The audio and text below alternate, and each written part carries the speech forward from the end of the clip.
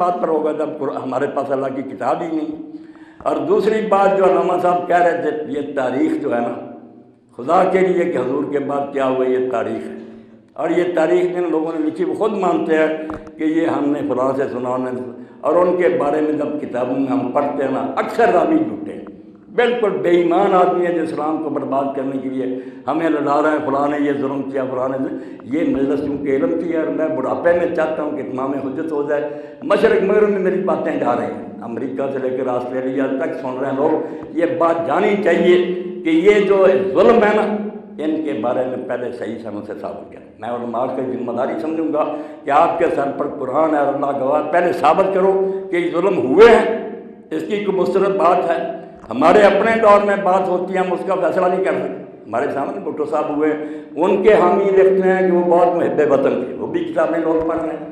دوسری طرف وہ بھی ہیں جو کہہ رہے ہیں وہ دشمن سے، ملک کے غدار سے، یہ ساری کتابیں پھیل گئی۔ اب جو کوئی بیچارہ پڑھے گا اپنے دور کی بات ہے، کیا فیصلہ کرے؟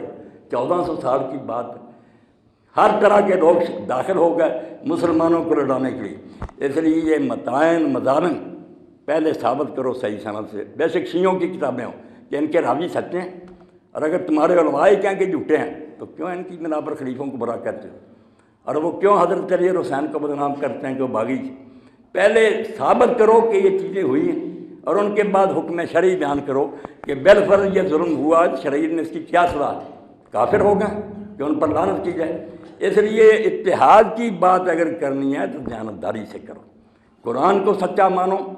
تاریخ کو کھنگالو، اور اس میں سے جو ہے نا غلط باتیں چھانٹ کر پھینک۔ بے شک کتنی ناراضگیوں نے کہ ہم تو صدیوں سے ہی سنتے ہیں، کوئی فائدہ نہیں، صدیوں سے سننے سے بات سچی نہیں ہو جاتی، پہلے اس کی تحقیق کرو۔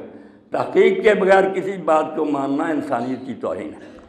جو سنی وہ مانتے